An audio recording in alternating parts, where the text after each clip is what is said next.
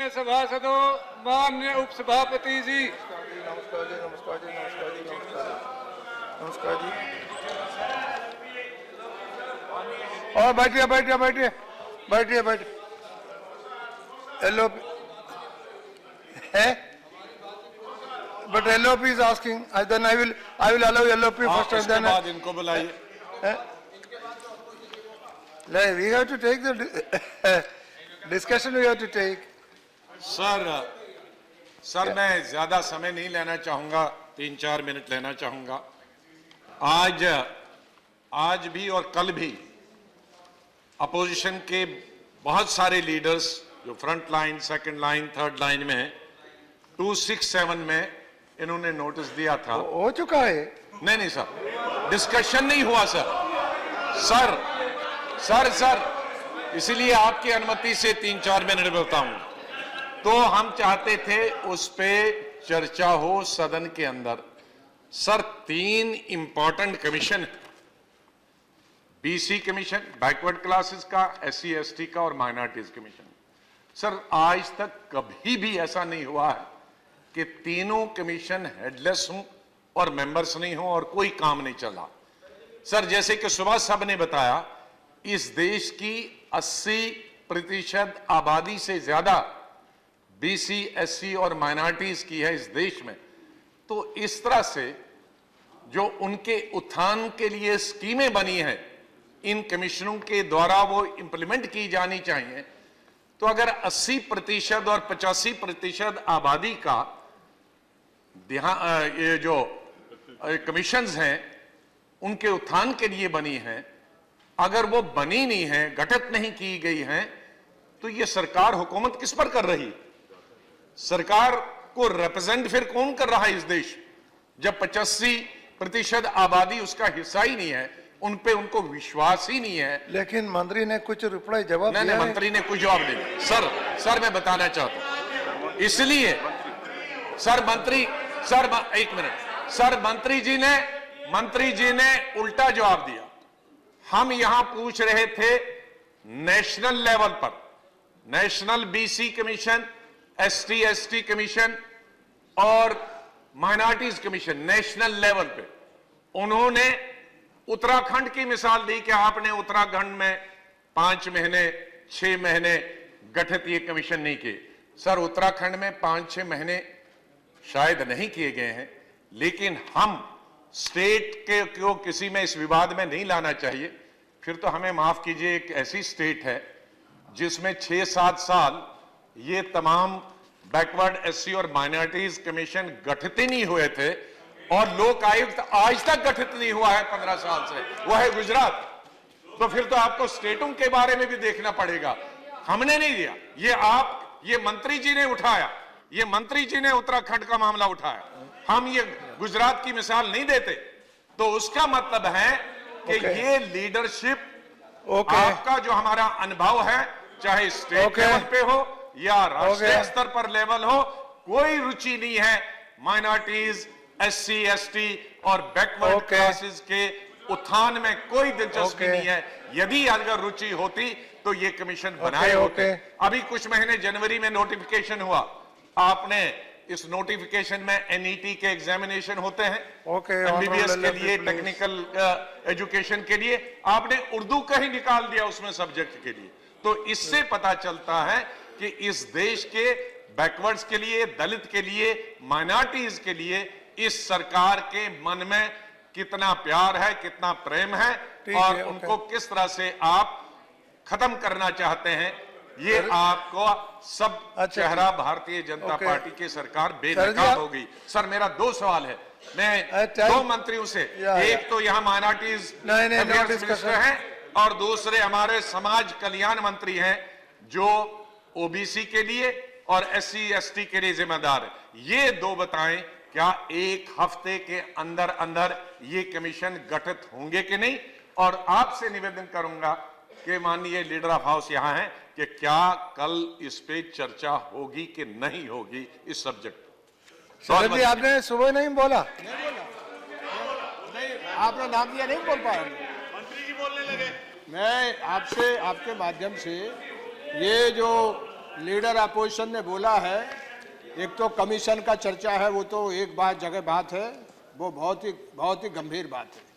मैं सरकार से एक बात निवेदन करना चाहता हूँ आपके माध्यम से कि इस देश में 70 बरस से ये कमीशन भी बने हुए हैं, ये सारी चीज बनी हुई, लेकिन कितना बैकलॉग है इसका मैं एक उदाहरण, 2 उदाहरण छोटा सा आपके सामने देना चाहता हूँ, इसके बाद सरकार जवाब दे।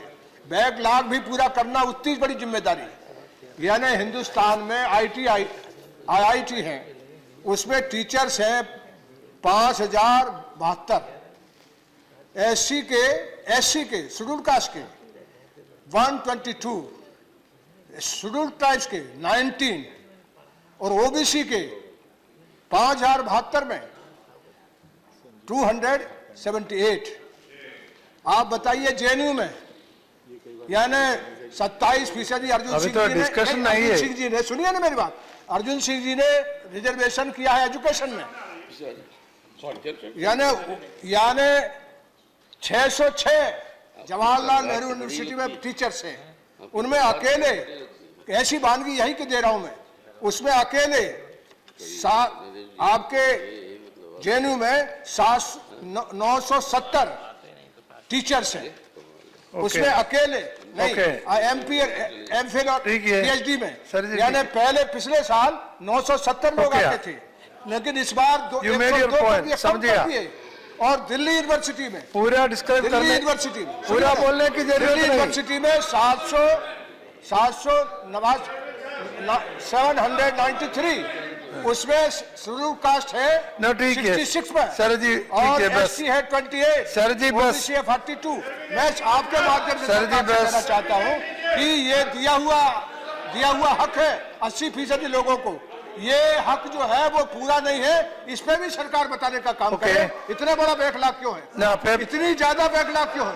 शेड्यूल कास्ट से लेकर एडल्ट कास्ट से लेकर वो और माइनॉरिटीज का अभी आप बैठिए, इसलिए मैं दोनों मंत्री से चाहूंगा कि बैकलॉग पर भी वो कहने का अभी आप बैठिए। Papers to be laid on the table. Sri Arun Jaitley, papers to be laid on the table. Sir, I seek leave to lay the papers mentioned against my name in today's list of business. Message from Lok Sabha. No discussion. Sir, I beg to report that the Lok Sabha. No discussion. Sir, I beg to If you report want- that the Lok Sabha at its sitting held on 27th March 2017 If passed you- the Mental Health Care Bill 2016 with some amendments. The bill was passed by the Rajya Sabha on the 8th August 2016. I lay a copy of the bill on the table. Now, honorable members, if you want a discussion, you give notice. That notice will be considered. Not now. We have to take finance bill. No, Sri. No, please.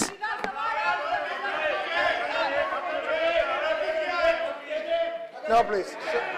Suniye. Yes, that is. No. Now, please understand me. Please bear with me. Please listen to me also. You see, yesterday this House has decided that at 2 p.m. we'll take a finance bill. No.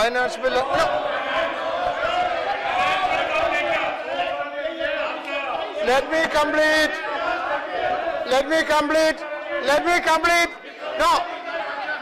No, let me complete. Don't do this. No, please. Now, because when Honorable LOP stood up to say something, please, when Honorable LOP stood up to say something, it is a convention and practice of the House that he will be allowed, whenever it is. So I allowed it. And then I have started the formal business. I am not allowing anything else. I am not allowing anything else. Finance bill, Chunibai Kanjibai. You speak. Sir, अरे आप लोगों को discussion चाहिए तो आप लोग notice दे दो. Notice आपको आप लोग नो डोंट डू दिस. अरे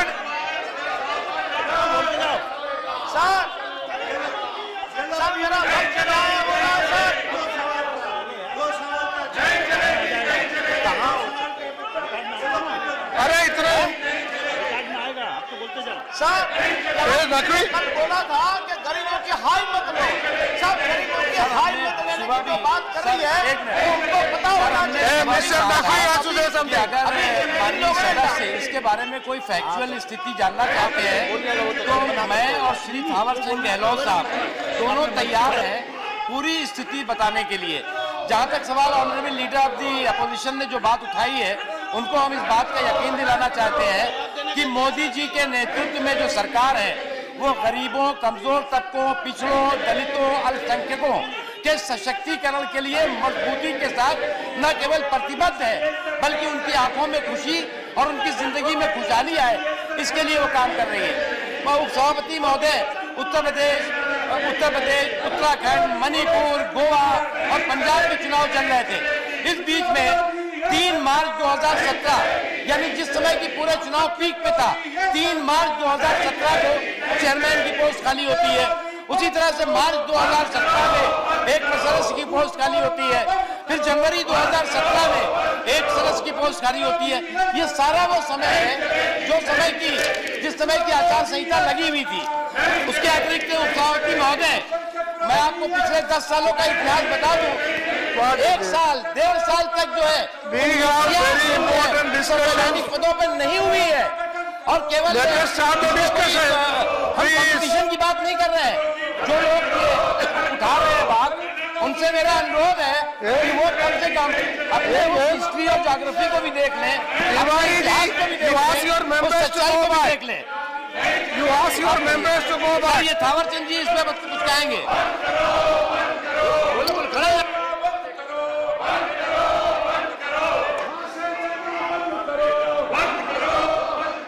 Yes, Gehlot, yes, you would like to say something.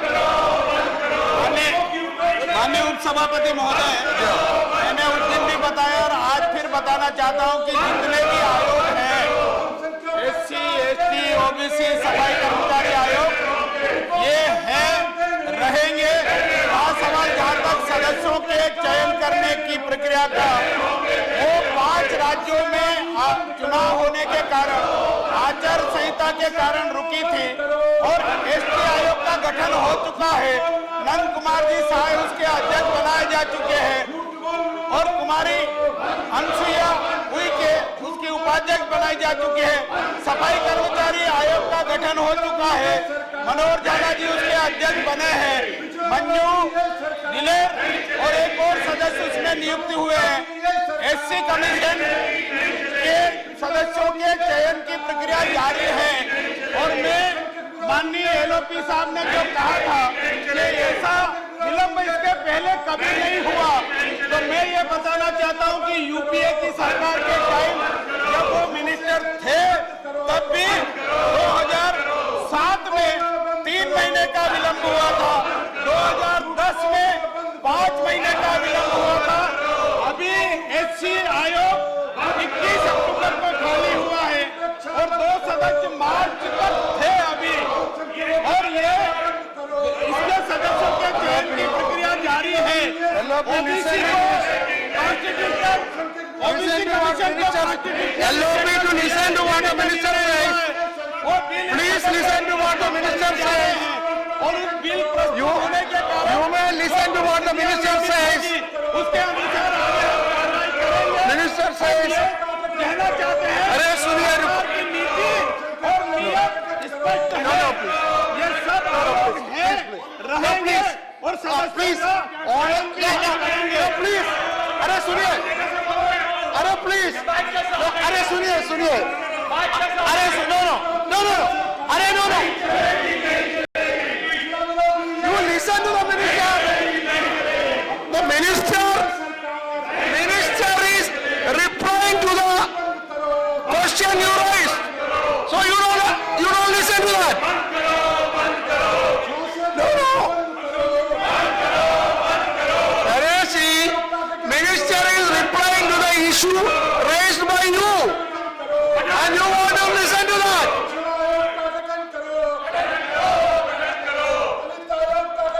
House is adjourned for 10 minutes.